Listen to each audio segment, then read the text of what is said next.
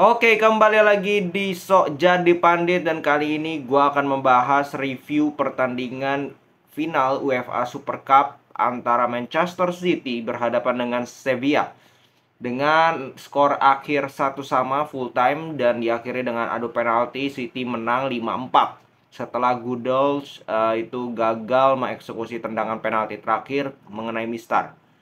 Oke, sebelum kita bahas ke pertandingannya, kita bahas dulu starting eleven.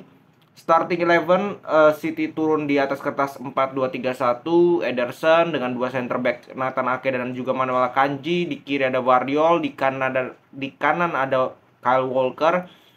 Dua pivot Kovacic dan juga Rodri. Di depan tiga pemain di belakang Haaland itu ada Grealish, Foden sebagai playmaker nomor 10 dan juga ada Cole Palmer.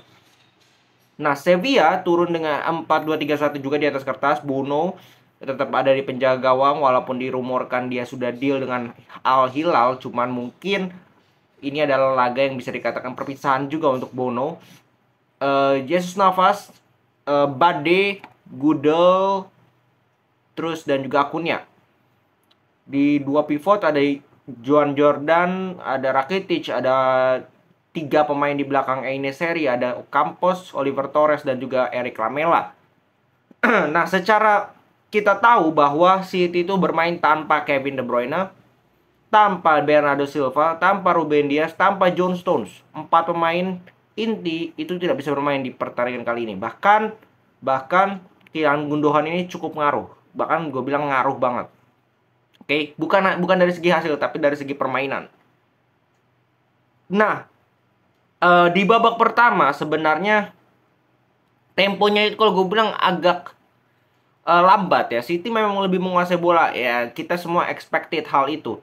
Sevilla lumayan ketika City menguasai bola di daerah sendiri, mereka coba untuk pressing. Tapi pressingnya juga nggak terlalu konsisten mereka lakukan. Sehingga ya mungkin sekitar 20 menit awal mereka pressing. Setelah itu, setelah terutama mereka mampu menciptakan gol pertama dari Yusuf Eneseri lewat heading. Ya memang keunggulan Eneseri ini lewat heading. Ya keunggulannya dia adalah dia kuat dengan bola-bola atas, tapi dengan bola-bola bawah ya kelihatan tiga peluang di babak kedua. Itu dia gagalkan semua.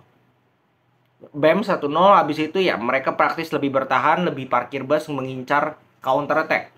Nah, ketika mereka melawan itu City kalau gue bilang babak pertama nyaris gak ada peluang yang berbahaya. Mungkin ada peluang dari heading, crossing, lalu ada Grealish tendangan dari jarak jauh yang notabene mungkin kalau gue bilang setengah peluang. Ya belum bisa dikatakan peluang besar.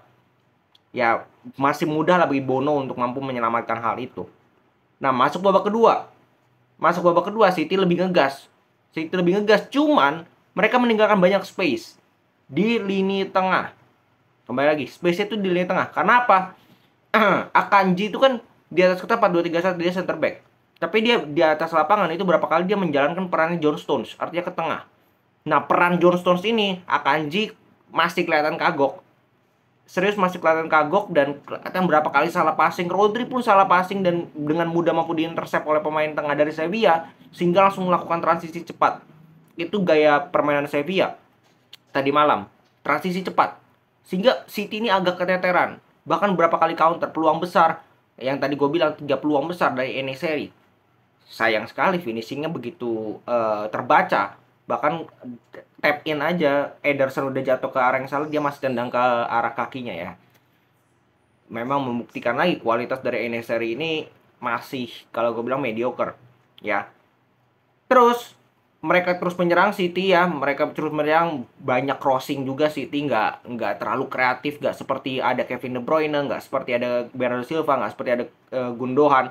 Ngaruh sekali dan golnya pun dari Cole Palmer itu kan crossing. Ya kan crossing dan kreatornya siapa ya? Lagi-lagi Rodri. Rodri ini pemain yang underrated. Orang hanya memikirkan tiga pemain di depan dalam formasi 3-2-4-1 biasanya 4 pemain di depan yang lebih disorot dengan Haaland. Tapi peran dari Rodri sebagai DM ini sangat amat penting. Ketika tidak ada De Bruyne, ketika tidak ada Bernardo Silva, ketika tidak ada Gundogan, maka Rodri yang menjadi otak dari lini tengah dari Manchester City. Karena Foden itu bukan tipenya playmaker. Kelihatan sekali Foden nggak kelihatan di pertandingan kali ini. Grealish mutar-mutar doang. nggak begitu kelihatan juga. Palmer ya lumayan, cuman dia itu lebih ke winger. Lebih ke winger, bukan ke playmaker. Ya, jadi Rodri yang harus mengambil tugas itu, tugas yang berat sebagai DM. Tapi dia mampu lakukan itu. Dia mampu lakukan itu dan sukses. Dan kembali lagi menurut gua man of the match-nya Rodri. Ya, dan di final Champions League dia man of the match. Di banyak final dia man of the match. Di Nations League dia juga man of the match. Jadi ini pemain yang sangat underrated. Orang tidak melihat perannya karena dia tidak sering cetak gol. Tapi ketika dia dibutuhkan di momen-momen penting, di final, di laga-laga besar, dia selalu perform, hampir selalu perform. Ya, itu keunggulan dari Rodri. Setelah mampu mencetak gol satu sama, Sevilla kelihatan ya mereka ingin memaksakan ini memang ke adu penalti, karena dengan bertahan, dengan parkir bus, mengandalkan counter, tidak ada perubahan, tidak mencoba untuk keluar, sehingga membuat City berapa kali mendapatkan peluang yang cukup berbahaya. Tapi tidak ada yang bisa menjadi gol. Sayang sekali harus dipaksakan ke adu penalti. Nah, adu penalti itu udah urusan luck, udah urusan 50-50, udah urusan mental, dan kebetulan kali ini City yang juara. Dan kalau dilihat secara overall apakah City layak juara? Iya, layak juara. Karena selemah-lemahnya City dan sekuat-kuatnya Sevilla, secara kualitas pemain, secara kualitas strategi, secara kematangan, secara mental, gue bilang City jauh lebih unggul dibandingkan Sevilla. Sevilla ini juara Europa League ya, tapi di Liga itu terseok-seok juga. Jadi bukan tim yang kuat juga ya di atas kertas. Tapi mereka memang ketika di Europa League ada aja boosternya, ada aja magicnya, itu ada aja ketika main di Europa League. Iya kan? Dan di pertandingan ini cukup menyulitkan sebenarnya. Karena tadi City itu kehilangan beberapa pemain yang krusial perannya. Kovacic itu direkrut bukan untuk menggantikan peran dari Gundogan, karena gaya tipenya berbeda. Dan kelihatan tadi malam pun kreativitas tidak datang dari Kovacic. Ya jarang sekali dia melakukan aksi-aksi yang kreatif. Nah, ini yang menjadi PR juga bagi Pep. Dia akan kehilangan Kevin De Bruyne sehingga Januari kemungkinan besar. Dia sudah tidak ada lagi Gundogan. Pemain siapa yang akan direkrut? Katanya Lucas Paqueta. Lucas Paqueta pakai tipenya kreatif.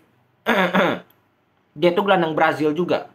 Ya, mirip-mirip dengan Kovacic juga, sering dribble. Apakah bisa menggantikan peran Gundogan? Gue sih nggak yakin. Cuman kita nggak bisa judge. Dan ini akan menjadi PR juga bagi Pep. Apakah strategi ini akan dia coba untuk ramu lagi? Ya, kehilangan Kevin De Bruyne, dia coba untuk ramu, dia coba untuk menemukan strategi baru, gaya permainan baru, atau dia tetap pertahankan strateginya, pertahankan formasinya, dan berharap pemain yang diturunkan siapapun itu bisa perform. Beruntungnya Bernardo Silva itu kemungkinan besar akan perpanjang kontrak, karena cukup berpengaruh kalau Bernardo Silva itu sampai pergi dari Manchester City. Oke, segitu dulu. Jadi selamat untuk Manchester City berhasil mendapatkan trofi keempat tahun ini, sudah quadruple berarti. Dan untuk Pep, jelas ini bisa menjadikan PR juga. Ya, memang mereka juara dengan susah payah, ya sangat susah payah. Dan Pep juga pasti bisa lihat bahwa skuadnya sekarang tanpa Kevin De Bruyne, tanpa Gundogan, tanpa Bernardo Silva, itu kekurangan kreativitas. Dan mungkin masih akan ada penandatanganan pemain di sisa bursa transfer yang sebentar lagi akan usai, 2 minggu lagi. Oke, segitu dulu pembahasan kali ini. Kita akan kembali lagi di video selanjutnya. Salam sepak bola.